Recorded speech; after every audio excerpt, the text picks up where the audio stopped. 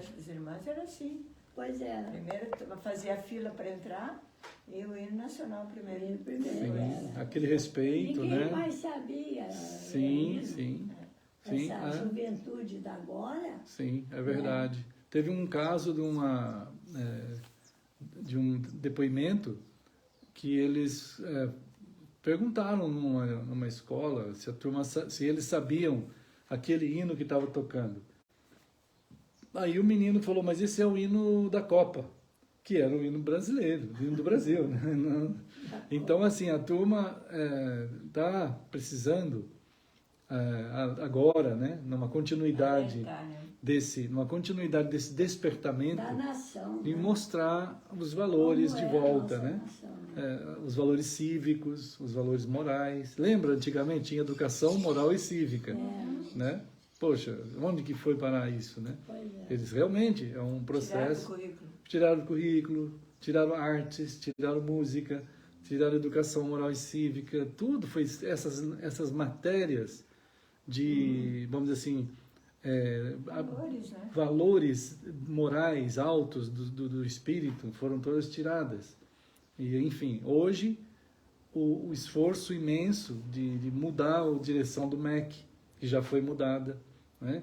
Toda a formulação de ementas estão sendo mudadas, a história está sendo contada de fato como é a história do Brasil, né?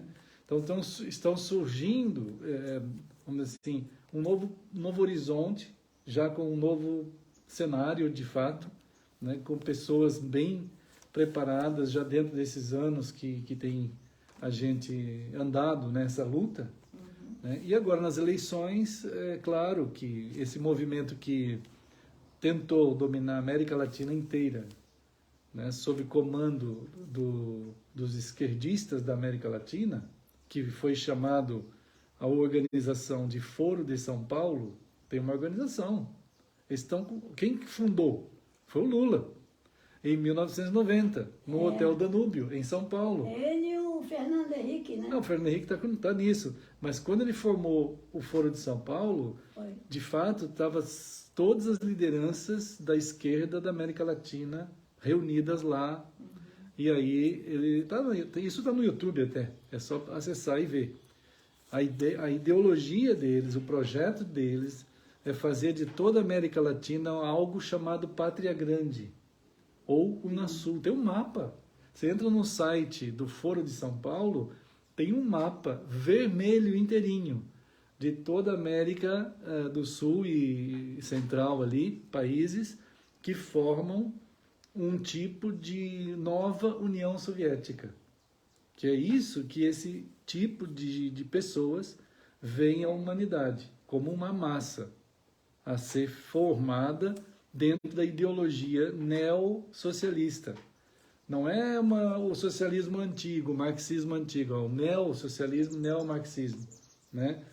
E o Brasil é o grande sustentador dessas ditaduretas que tem por aí, essas coisinhas que ficam sobre a Venezuela, sobre Cuba, sobre Nicarágua, Bolívia, agora Argentina, e destruindo eles.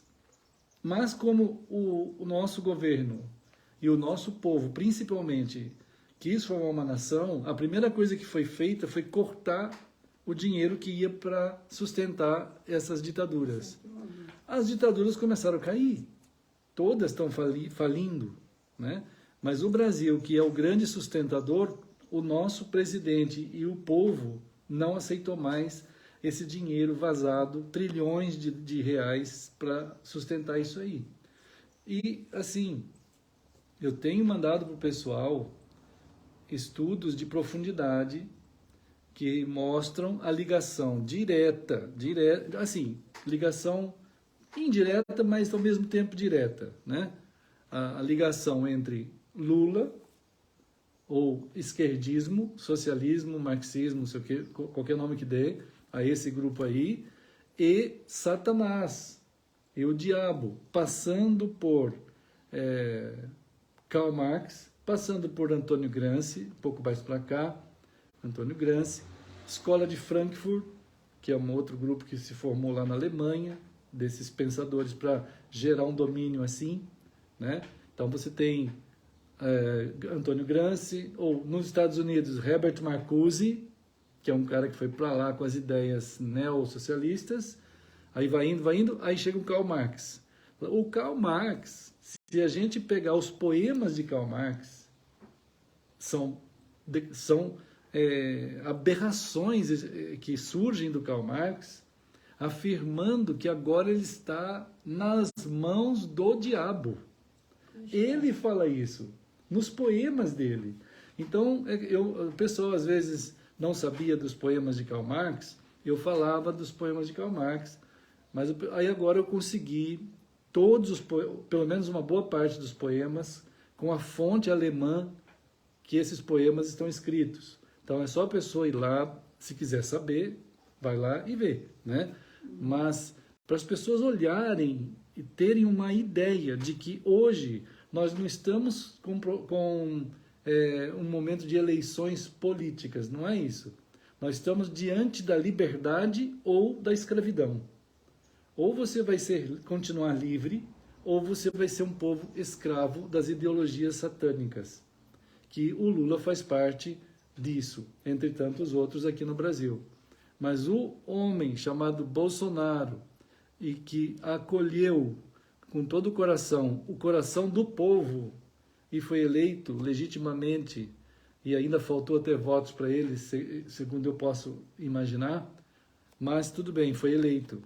E agora vai ser eleito de novo, porque são 85% do povo não é que é Bolsonaro, é patriota. E o Bolsonaro está nisso, claro. Né? Então a gente está diante de uma situação que é assim, liberdade, você escolhe o quê? Liberdade, democracia ou nação, patriotismo, civismo, ou do outro lado, Satanás. É isso que está. Né? Então, qualquer uma pessoa de bom senso... Agora, como que a gente sabe disso? Está os documentos históricos aí. Os documentos históricos. Karl Marx falou abertamente. O Karl Marx não era ateu. Ele nunca foi ateu. O Karl Marx sempre diz assim, eu sou contra Deus. Eu me levanto contra Ele. Eu me levanto contra Ele. Eu me levanto contra Deus. E eu vou atacar tudo que é de Deus. E ele fala e faz isso. Né? Só que ele usa... Digno de pena, né? Não, uma pessoa maligna mesmo, né? Claro. É terrível de ver um ser humano, né? Que se levanta e consegue, vamos dizer, hoje, vamos dizer que 1/3 da humanidade engoliu o comunismo. São pelo menos, vamos dizer, 2 bilhões de pessoas que meio que... Inocentemente, né? Muita gente inocente nisso, não sabe. Ainda continuou. Que o Lula falou, porque eu não deixei de comer arroz, não deixei de comer feijão, agora estou passando fome. Ridículo. Ridículo. Né? É muito ridículo esse argumento, né? Porque a gente não tem validade alguma nesse argumento. Você dizer que no tempo do Lula, quer dizer, houve um tempo. E outra coisa, vamos dizer assim, colocar a tua vida sob a propina de quando está bem ou satisfeita. A satisfação não significa verdade. Eu comia carne, agora não como. Então eu voto em quem me dava carne para comer. Então tu o que tu é? Um banana? Você depende de dinheiro ou de comida para você... É isso que foi a grande propina no Brasil por muito tempo. Para votar você ganhava um balde de água no Nordeste. Você ganhava um caminhão-pipa para ir entregar água. Agora você vota no Coronel aqui. Então, esse negócio é uma vergonha. Né? Diz o profeta do Senhor aqui na Escritura, ainda que a figueira não floresça, ainda que não haja fruto na videira, ainda que não tenha comida nos meus armários, ainda que eu não tenha nada, contudo, eu não abandonarei o Senhor. Eu vou ficar no Senhor sempre. Ainda que eu tenha dificuldade extrema, mas eu vou ficar no Senhor. Não vou aceitar propina alguma. Agora, o que está acontecendo hoje é, de fato, resultado do que faliu o nosso país, o próprio governo Lula e esquerdista. Demais, né? E, além de tudo, depois, além de falir, tem aí a Odebrecht, tem Petrobras, BNDES, Correios, todos esses órgãos, principalmente os órgãos estatais, eles foram onde os dinheiros nossos vazaram para fora do país. Por isso a condenação do Lula, né? Ele foi condenado por todos esses fatores, por dezenas de juízes em todas as instâncias.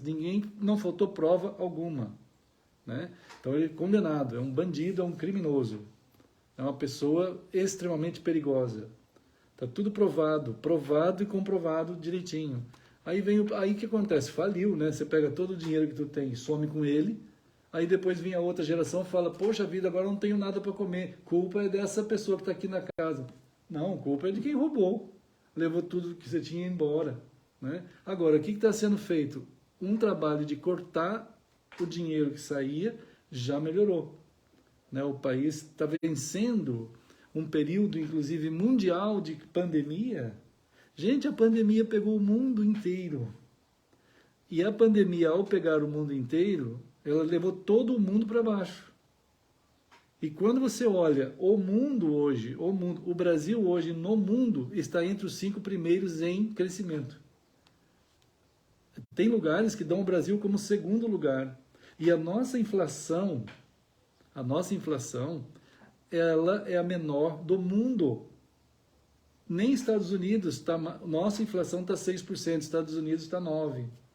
Né? Então é uma coisa assim, o que está acontecendo hoje com o mundo? Está debaixo de um ato extremo, né? de grande pressão e estresse profundo por causa da pandemia. Então todo mundo foi para baixo. Ah, não tenho comida. Bom, não tem comida, o mundo inteiro não tem comida. Está terrível para o mundo inteiro. Olha a Europa. Você vai ver o que está acontecendo hoje na Europa. A Rússia fechou o gás que fazia aquecimento em todas as casas na Europa. A Europa depende do gás russo. Aí a Rússia entrou em guerra com a Ucrânia e a Rússia falou assim, eu vou fechar o gás. Fechou o gás. Então hoje a Europa está num desespero, tentando arrumar um jeito de fazer estações de aquecimento para eles, porque se o inverno chegar lá, vai morrer todo mundo. Porque não é igual aqui. O inverno daqui a gente passa. É rigoroso. Agora o inverno de lá, a gente não passa. É muito frio. Ali é muito frio. Todo mundo que já andou por lá ou vê as notícias, vê que não é igual. Se você não tiver uma casa absolutamente preparada, vai morrer todo mundo. Né? Não aguenta. Aquilo é freezer. Né? 30 graus abaixo de zero, 20 abaixo. É um negócio que não tem noção. É muito frio. Né? Então a gente, lá na Europa inteira, há uma situação de falta de um monte de coisa. Né? Então, assim, enquanto isso, o Brasil está indo para cima. Claro que essa turma que, vamos dizer assim, viveu do Brasil por muitas décadas, não quer soltar, como diz assim, não é soltar o osso, é soltar o Brasil mesmo, a carne, a beleza que é isso aqui. Né? Então é oração mesmo. Oração, porque essa malignidade está aí, mas o Senhor diz assim, ó, as portas do inferno vão cair. Vão cair, em nome de Jesus. Eu estou pensando numa pergunta que eu quero fazer para o senhor, mas eu não estou conseguindo a palavra certa. Tá. Nós sabemos que Deus vai voltar, né? Sim, Jesus vai voltar. vai voltar. Tá, mas sabemos também que, como é que se diz? Que vai ter primeiro uns momentos difíceis e depois é que ele voltará. Que são esses agora. São esses que é o difícil Sim, que nós estamos sim. atravessando? É esses. A próxima dele, A próxima é a vinda de dele Cristo. será de alegria e de... Não, a vinda de, assim, ó, Mateus 24, né, isso é bem importante essa questão, né? Porque Jesus estava junto com os seus discípulos, Pois é. e aí eles estavam saindo do templo judaico, lá em Jerusalém, né? Aí ele entrou lá para tentar falar para os judeus sobre ele. Entrou no templo para falar para os judeus. Ninguém quis ouvir ele. Aí ele saiu pela outra porta e foi indo embora. Os dois que estavam com ele, ficaram assim impactados com a beleza do templo, porque era feito de ouro, vários pedaços de ouro, coisas, mármore, uma coisa linda, né? Lindíssima. Aí eles olharam para Jesus que estava indo embora e eles falaram assim: mestre, mestre. Ele falou: o que foi? O senhor não está vendo, não? O quê? Olha para trás. Mateus 24. Aí Jesus disse assim: o que vocês estão querendo me falar? Olha o templo. Aí Jesus olhou para eles e falou assim: não vai ficar pedra sobre pedra disso.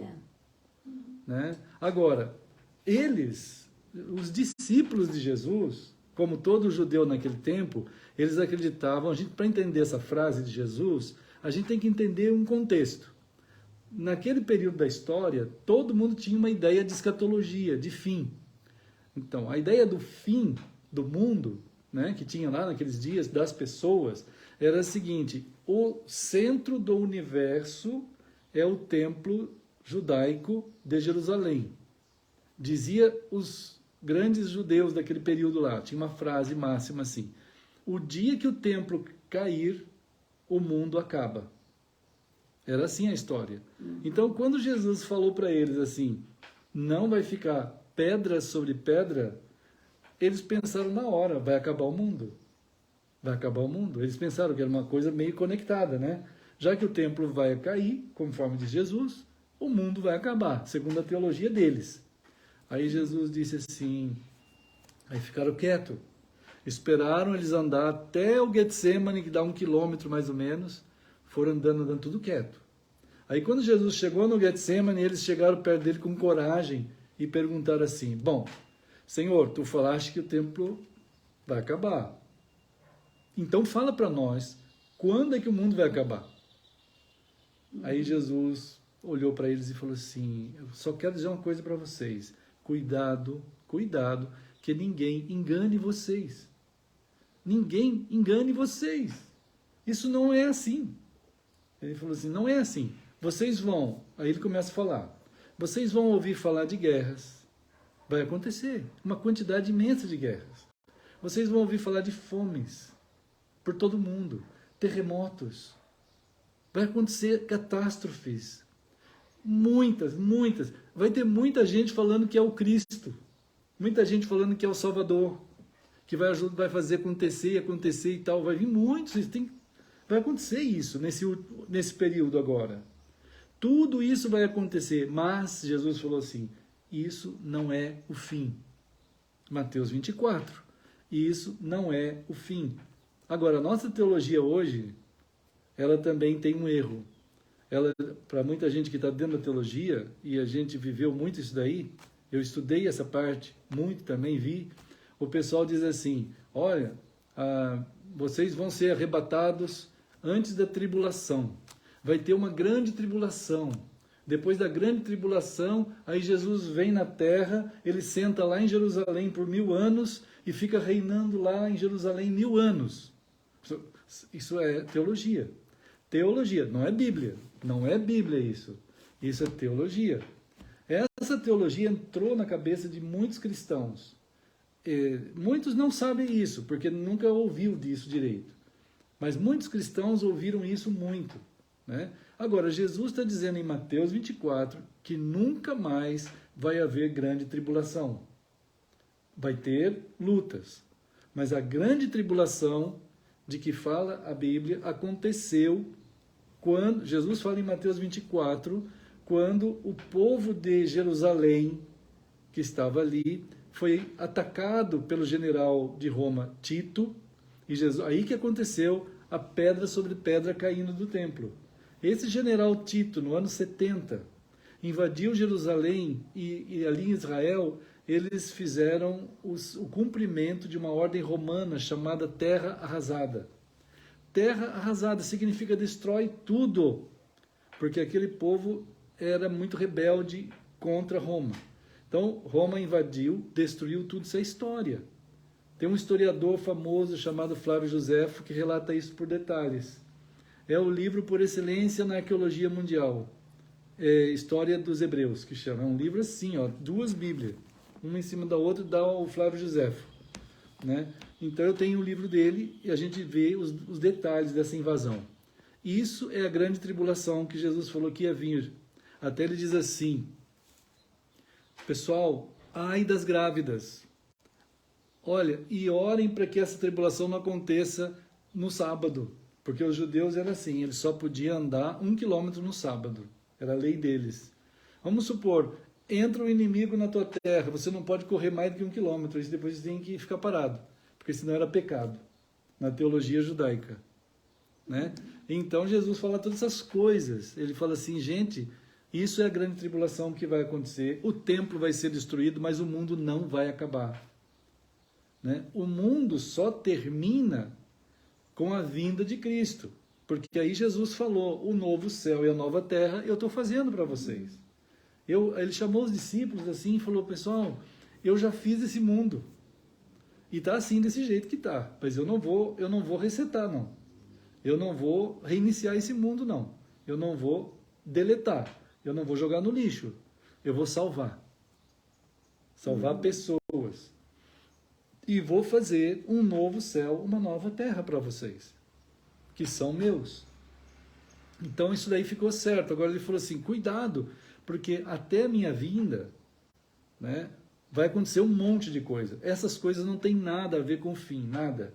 Né? Então assim, até a vinda de Cristo, a gente vai ter muita coisa, tanto dificuldades, roubalheira, mentira, muita coisa boa da ciência, muita coisa boa. Diz a Bíblia aqui, Jesus em Mateus 24, ele fala, a ciência se multiplicará. Então vai ter muita coisa sendo descoberta, muita coisa boa. Né? Então você vai ter paz e segurança. Até a Bíblia diz, quando disserem paz e segurança, aí Jesus vem. Quando todo mundo estiver pensando que está tudo bem agora, aí Jesus vem. Quer dizer, ele não depende de circunstância. E o povo que é de Deus no coração, tem Cristo no coração, vai ver tudo isso. Só que nada disso tem a ver com o fim. E não vai ter um período de grande tribulação. Ele já foi. Já aconteceu. Jesus falou aqui em Mateus 24. Aí depois, no mesmo texto, embaixo, ele fala, bom, agora eu quero dizer para vocês como será o fim. Vai ser como nos dias de Noé. Ninguém se preocupava com Deus, ninguém se preocupava com nada. Jesus está falando lá em Mateus 24. Daí onde dele, né? Eles simplesmente viviam a vida. Ninguém ligava para Deus mesmo, para a palavra de Deus que Jesus disse. Ninguém se importava. Então aí Deus falou assim, Noé, eu vou falar para você fazer uma arca. A arca na Bíblia é uma realidade, tem as medidas, tem tudo. Até é interessante que um povo da engenharia naval, em uns 20 anos atrás, eles pegaram as medidas da arca, puseram no computador, aquilo deu a medida exata para flutuar uma embarcação. Porque não é assim que vai fazendo a embarcação, tem que ter uma engenharia. E o Noé não era engenheiro naval, ele não sabia nada. Deus é que deu as medidas para ele. Né? Deus que orientou. E a arca é uma figura de Jesus. Então, se você entrar na arca, na hora que vier o dilúvio, que era o fim naquele período da história, né, que o mundo foi renovado, o mundo em si, você vai estar salvo. É Cristo. É muito simples isso, né? Aí tá, então Jesus falou isso, a minha vinda vai ser igual ao tempo de Noé. Lá em Noé já estava falando da minha vinda. Vai ser assim, quer dizer, as pessoas vão estar vivendo sem nenhuma preocupação, porque os dias vão estar até bom, mas tá bom. Não é que não vai ter, vamos dizer assim, em geral, a vida vai estar vivível. Pode ter uma luta daqui, uma luta dali, coisas de todo dia, mas todo mundo vai poder ir e vir. Né? O mundo vai estar vivendo um tipo de experiência razoável. Razoável, não é céu na terra, não é isso. É experiência razoável. Só que viver experiência razoável é bom, claro que é. Mas não pode deixar você se enganar com isso. Ah, eu tenho minha casa, eu tenho meu carro, eu tenho meu dinheiro, eu tenho minha saúde. Estou bem, né? Estou bem. Não, tudo bem, é ótimo isso daí. Mas você tem que ter um coração mais amplo. Veja o que Deus tem para você. Não seja enganado pelas coisas razoavelmente boas. né? Não caia nessa onda. É bom que você cuide das tuas coisas, é bom. Peça a Deus sabedoria para aquilo que tu tens. Sempre considera Deus em tudo. Senhor, eu tenho esses recursos, eu tenho essa casa. É como aquele cara lá que tinha um monte de coisa, mas não se preocupava com Deus. Aí Jesus falou assim, ele dizia para si mesmo, bom, eu tenho muita coisa, tudo isso aí é meu, acho que eu preciso arrumar mais banco para guardar mais dinheiro. Aí vem o anjo do Senhor, toca no ombro dele e fala assim, bom cara, hoje chegou a tua hora, tu vai agora para Deus. Isso tudo que tu tem, para quem é? Para quem? Ele era tão egoísta que tudo aquilo ele achava que era só dele. Ele nunca pensou na família dele, nas pessoas que ele poderia ajudar com aquilo que ele acumulou. Poxa, se você conseguiu acumular coisas, é bom, claro que é bom, mas se você não for sábio, for egoísta, é ruim, vai acabar. Porque alguém vai pegar aquilo que nem você conhecia e vai acabar com tudo. Então, seja sábio e ora a Deus, Senhor, o que eu posso fazer com isso tudo que tenho? Ah, Senhor, me dê sabedoria para eu ver conforme tu me mostra. Ah, eu vou deixar isso para aquele, aquilo para aquele, aquilo para aquele. Seja sábio, porque tu não vai levar igual os faraós pensavam. Né? Todo mundo sabe a história dos faraós. Eles punham as fortunas tudo lá dentro da pirâmide e um ano depois estava saqueado já. Hoje já se sabe isso, né? Que os próprios pessoal que construía sabia como entrar e saqueavam, né? Então, eram pessoas, nem da família, sumia com tudo. Então, Jesus está dizendo assim, né? É bom as coisas, o mundo vai estar razoavelmente bem, sim, mas não se engane assim no sentido último. Seja sempre uma pessoa humilde, temente a Deus, peça a Deus que te ajude, te dê discernimento para tu falar com as pessoas ou viver com o que tu tens, né? Aí tu vai olhando para Cristo, vai chegar um dia que eu vou voltar. É claro que eu vou voltar. O mundo ele tem prazo de validade, tudo tem prazo de validade nesse mundo, né? Nós também temos. Um dia nós vamos partir daqui, né? E o que vai acontecer? Ah, Jesus veio e a Bíblia está aqui para falar para a gente, olha, não vai acabar, vocês não vão acabar, né? Vocês vão continuar, só que assim, continua direito, continua com Cristo, com Deus, né? Abre o coração, você vai ver coisas quando a gente partir daqui, na hora que teu olho fechar pela última vez, última piscada que tu der, a outra vez que você abrir o olho, você vai estar no céu, é um lugar que tu nem imagina, porque é tão lindo e tão belo que Jesus falou assim, gente, não dá para falar muita coisa, eu só vou dizer para vocês o que eu vou fazer. Aí ele conta um pouco do céu lá em Apocalipse, ele conta. Ele fala, usa figuras assim, hiperbólicas, né? Umas hipérboles assim, que ele tenta jogar na nossa mente figuras extremas, para falar das ruas, para falar de Deus como o sol do lugar. Ele fala, nem sol vai precisar, porque eu vou ser o sol, ele é a luz, né? Então, aí a gente vê essa coisa aí que tu falaste, né? Tá, então aí não vai acontecer uma grande tribulação e nem Jesus vai ficar lá sentado em Jerusalém. Esse negócio, pela teologia, é chamado de milenismo. Milênio, 1000 anos. Não entende o que significa 1000 na Bíblia, né?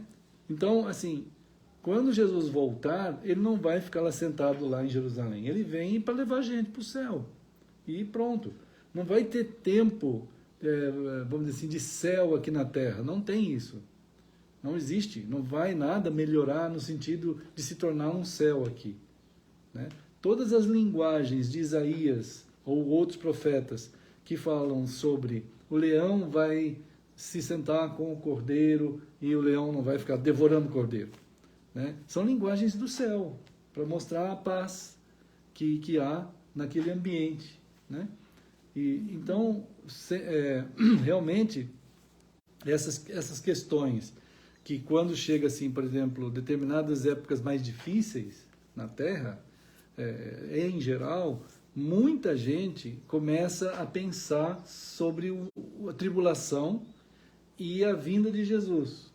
Eles ficam pensando por causa das durezas, às vezes de terremotos ou às vezes de perseguição política. Porque comentam, né? Aí Eu vi comentam. até pastor falar, que sobre tudo isso aí, e que tem, né? Nós temos essa época, né? Esse tempo para nós, mas que quando Jesus voltar, né? Então será diferente. Por isso que eu fiz a pergunta. Ótimo, precisa fazer mesmo. Já estamos na tribulação? Já. Sim, sim. Então, é verdade. Mas pelo que o senhor explicou, pelo que eu entendi, né?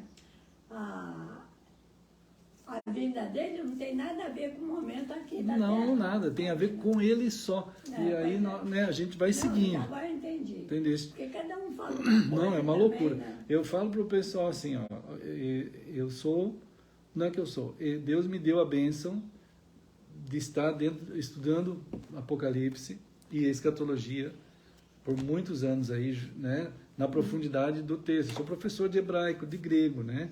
Então a gente dá para ver aquilo que significa. E a gente traz para as pessoas. Às vezes, mesmo você mostrando a realidade do que Jesus falou, eu sei que depende de cada um.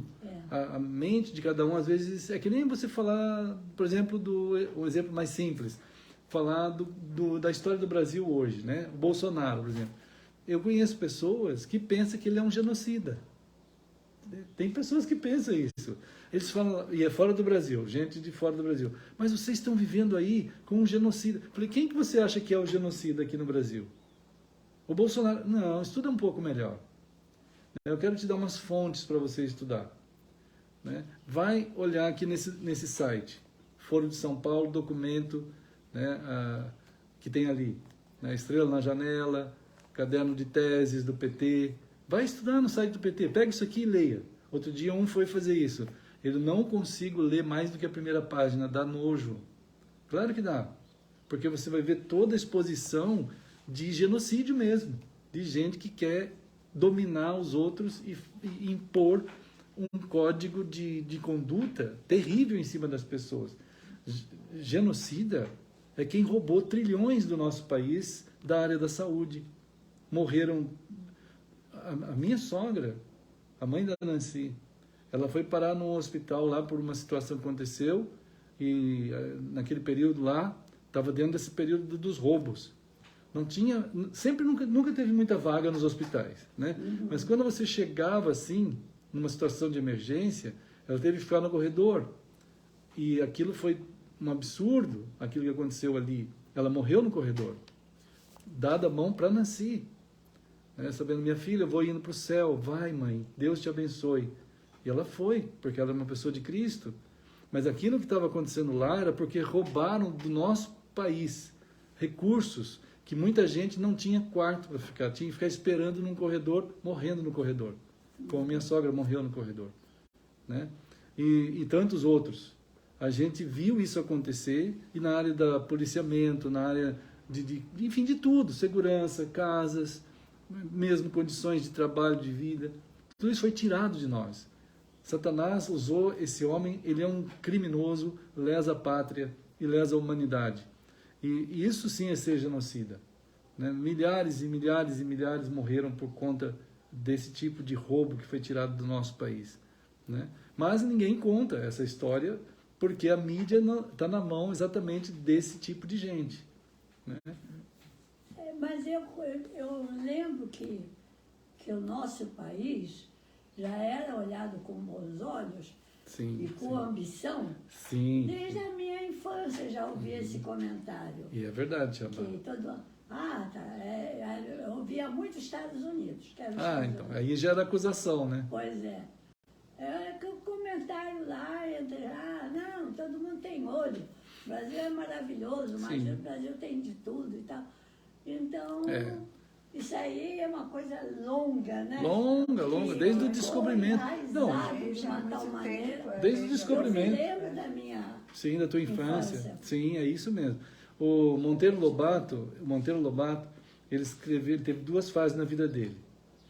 A fase infantil, que ele escreveu tudo coisa infantil, mais para o final, e a fase adulta, que ele escreveu coisas adultas. Um dos livros adultos dele, que ele escreveu na fase adulta, que eu tenho esse livro, é O Escândalo do Ferro e do Petróleo.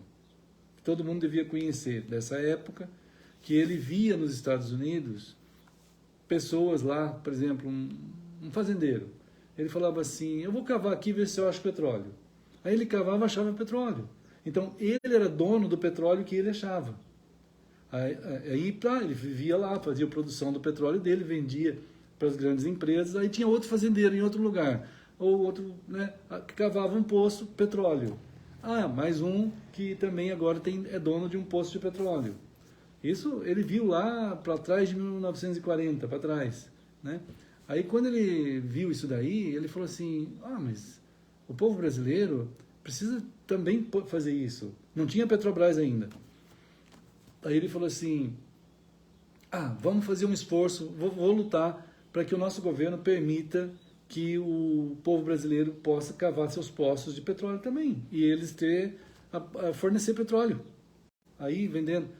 Aí ele foi preso. Ele foi preso 2 vezes, o Monteiro Lobato.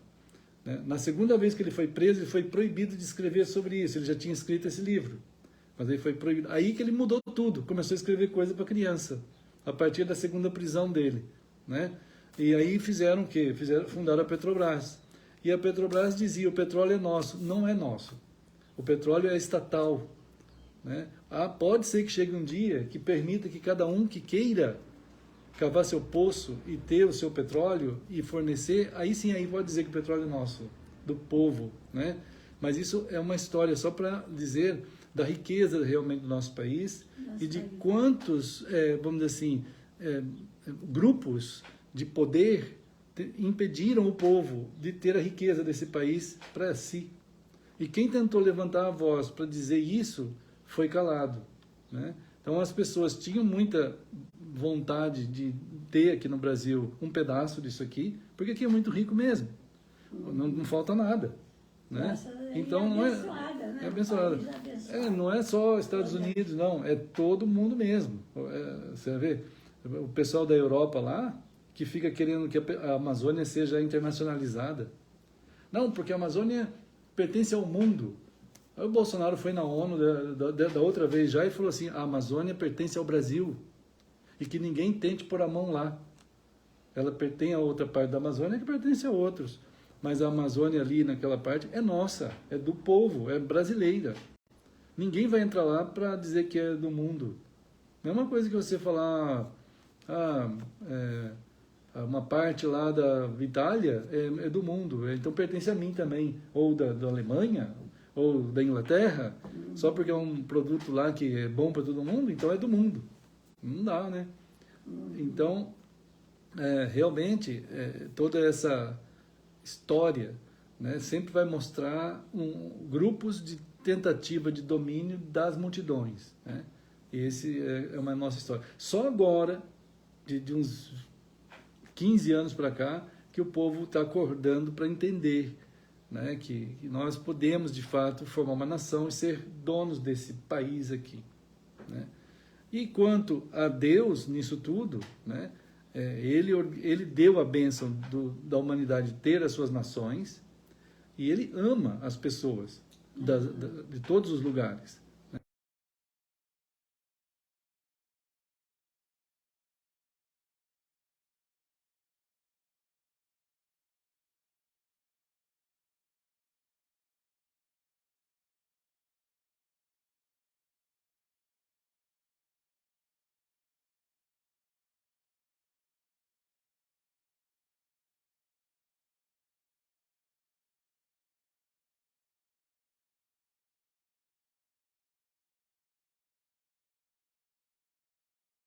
Fizemos hoje foram de profundidade, né? Sim. Profundidade. Eu creio que a gente deve ter no coração sempre, assim, o Senhor, a pessoa dele, né? para conduzir a gente agora, nesse momento. Temos discernimento. Nós temos do que vamos votar. É evidente. Porque não dá para... Né? Ele, Nelson falou, ele não botou a gente no mundo com esse objetivo, né? Uhum. Muito pelo contrário, que amássemos mais um ao Um outro. Até Jesus, né? Antes dele ir para a cruz, teve a ceia. E antes da ceia, assim, um pouquinho só antes da ceia, ele falou assim para os discípulos: me tragam uma bacia com água e uma toalha. Aí todo mundo ficou assim: se o Senhor vai querer com bacia, toalha e água? Aí trouxeram uma bacia com água e a toalha, antes da ceia, antes da cruz. Aí ele começou a lavar os pés deles.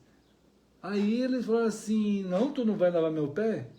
Aí Jesus falou para Pedro assim: se eu não lavar os teus pés, tu não tem parte comigo. Não tem nada a ver comigo. Aí Pedro falou: puxa, Senhor, não sabia que era tão sério isso. Então não só lava meu pé, como lava meu corpo inteiro. Né? Aí Jesus falou assim: mas você já está lavado. Você já está lavado. Olha que bênção, né? Vocês já estão lavados. Porque vocês já têm comigo o amor. Agora, o que eu estou fazendo aqui? Eu quero mostrar para vocês, então aí tem que entender também, né? Que naqueles tempos, o ato de lavar pés era uma humildade. Mas quem que lavava os pés? Era o escravo mais baixo da casa. Aí ele ia lá. Aí Jesus mostrou que ele, sendo Deus, ele veio para servir. Então essa é a bênção que tu falaste aí também. Deus fez a gente com o mesmo coração que ele tem. Mas o pecado atrapalhou isso. Mas quando a gente foi achado por Jesus, ele mudou o nosso coração. Então aí, pô, Senhor, me ajude a ver as coisas como tu vês. Né? Eu quero ver, ter sede de justiça, ter compaixão, amor. Eu quero chorar com quem chora. Eu quero me alegrar com quem se alegra. Senhor, como está lá em Mateus 5, né? Aquilo precisa estar em mim. Então aí Deus vai abençoando a tua vida, no meio das nossas batalhas. O Senhor nunca vai desamparar você e eu, nunca. Ele não deixa a gente.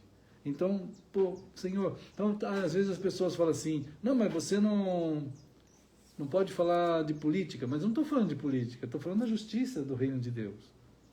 Só que coincide algumas coisas no campo da política, no campo da religião, ou no campo, sei lá que for, da ciência, coincide. Mas eu não sou um político, eu não sou um cientista ali, ou um religioso.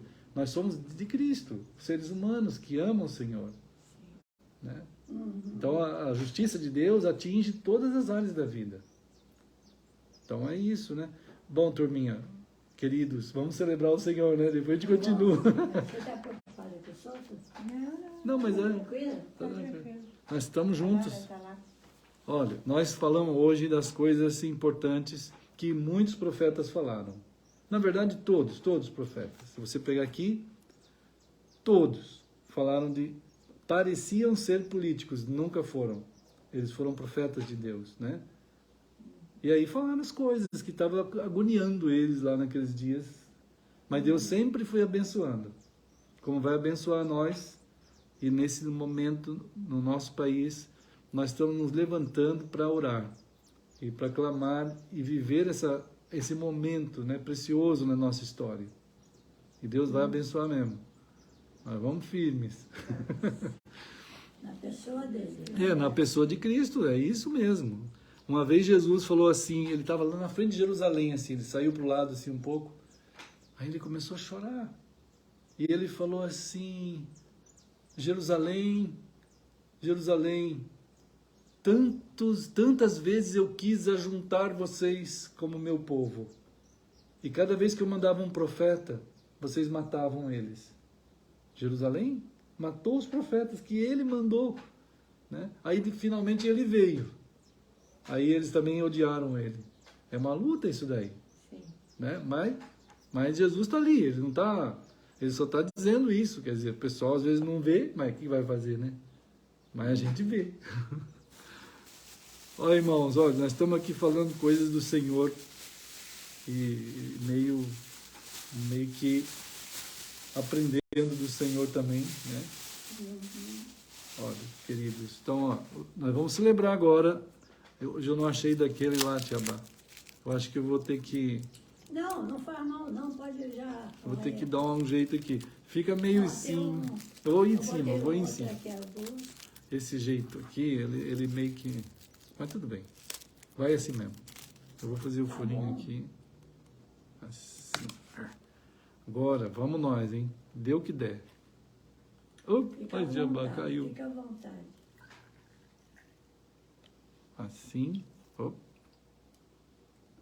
Esse negocinho não tem, teria que cortar, né? Talvez, sei lá. É tão engraçado esse cálice. Eu fui no monge, agora não tem tempo, tem anos já. Aí tinha uns cálices tão bonitinhos de cristal que dava barato. Eu achei baratíssimo na época. Uhum. Mas aí eu já tinha comprado muito e o meu dinheiro não ia dar, né? Aí eu vim em casa, deixei tudo, voltei lá, já não estava mais. Olha, Aí levaram. depois só encontrei esses aí. Ah, mas foi bom. Mas tá ótimo, tá muito bom. É bom. Porque eu ganhei quando casei, mas quebra, a gente quebra. Né? Estamos aqui, meus queridos, na casa da Tia Bata, aqui a irmã Oi, Marilene. Marilene, a Tia Bata ali. Bom dia. Bom dia. Né, estamos juntos, celebrando aqui o Senhor mais um pouquinho, falando das coisas do Senhor. E agora nós vamos celebrar a ceia do Senhor, como ele falou, né? Que quando a gente reúne, Mais a gente vai celebrando. A gente já é a celebração, né? Então aqui está o pão, vocês podem pegar. E isso daí está registrado, né? Jesus deixou para nós sabermos. Aqui em Mateus 26 está assim, sobre isso. Ele pegou o pão e aí ele partiu o pão, né? Foi assim, não foi assim, tão bonitinho assim, mas ele partiu mesmo e deu um pedaço para cada um, como se fosse ele mesmo dizendo: eu sou o pão da vida, eu vou ser partido e para que vocês se alimentem de mim. Sim. Então, aqueles que fizeram esse alimento de Cristo na vida, ele falou: então agora vocês vão celebrar. Então isso aqui que é a marca de Cristo da vinda dele. Essa celebração é que é a marca que Jesus deixou. Se tem alguma coisa que marca o que Cristo fez na cruz, que ele continua dirigindo a gente e que ele vai vir, é esse momento de celebração. Por isso que ele fala aqui, ó: desta hora em diante eu não estarei bebendo com vocês isso, mas até aquele dia vocês vão fazer isso. Até aquele dia. Então essa é a marca. Parece que não é nada perante o mundo, né, que não vê significado nisso daqui, mas para aquele que fez o mundo, esse significado é verdadeiro, real. Né, e que tem o seu povo fazendo isso assim, anunciando. É como se fosse o anúncio do jornal Diário Oficial. Está publicado. Quem lê, leu. Quem não lê, mas não adianta, está publicado. Então, queridos, todos aqueles que são do Senhor têm essa bênção de celebrar. E como ele ensinou, vamos também nós celebrar agora.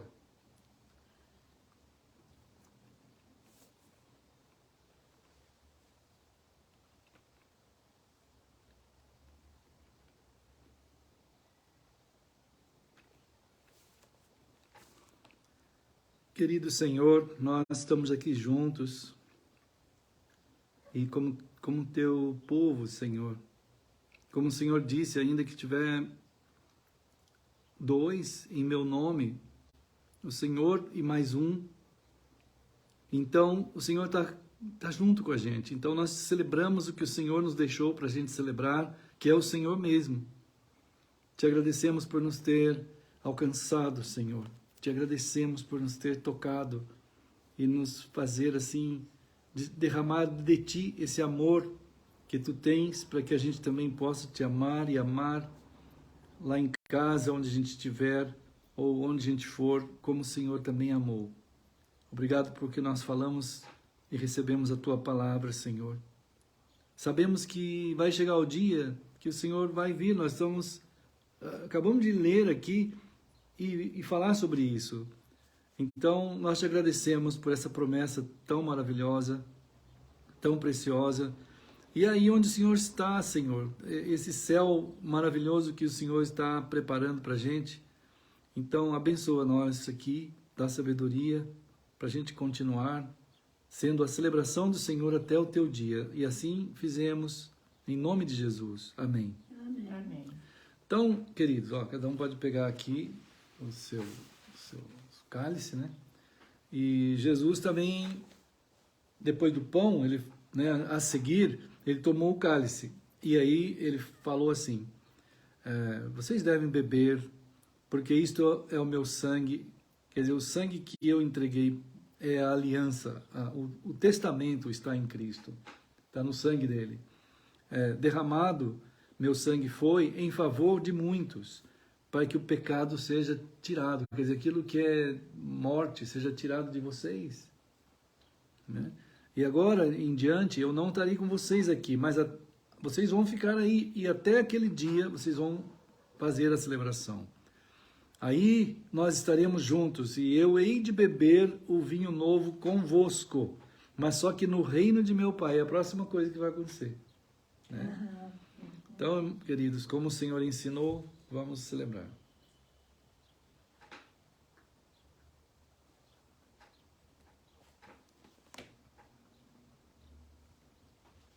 Querido Senhor, nós aqui na casa da Tia Bá, a irmã Marilene também, e abençoa a sua casa, abençoa a família dela, abençoa, Senhor. Tu sabes de cada coração que ela anda no meio deles ali, todo dia, seu marido, e, enfim, todos os familiares, Pai. Que a tua luz ilumine o coração deles, Pai querido. Abençoa a família também da Tia Bá e todo mundo que ela tem contato. Como ela tem sido uma bênção esses anos todos, abençoa todos nós, a minha casa, abençoa, Senhor querido, todos os irmãos que estão conosco, assistindo aqui, e que vão ver a gente também no futuro, que vai ficar gravado isso, então, que eles também sejam abençoados, Pai. Nós pedimos que o Senhor nos prepare sempre, todo dia, para viver como o Senhor tem para a gente viver. E assim nós celebramos em nome de Jesus. Amém. Amém. Então é isso, gente. Vamos nós, né? Mas Vamos, queridos. Vamos ficar firmes. vamos vencer mais essas etapas, né? Que está acontecendo. É mesmo, amém. É. É verdade. E com muita fé, com muita esperança, né? Que eu acho que é isso aí que faz com que a gente vença todos esses pontos que estão acontecendo, essa vida, esses momentos negativos. E a fé que nos conduz, né? Amém. A fé remove montanhas. Então, Vamos em acho que frente. é isso aí, vamos em frente. Tá Amém. bom? Valeu. Amém. Irmã Marilene. Tchau, tchau, tchau. Irmã Tia Bá. Tchau. Ok. Tchau, queridos. Deus abençoe. A gente continua depois falando. Qualquer coisa, o WhatsApp.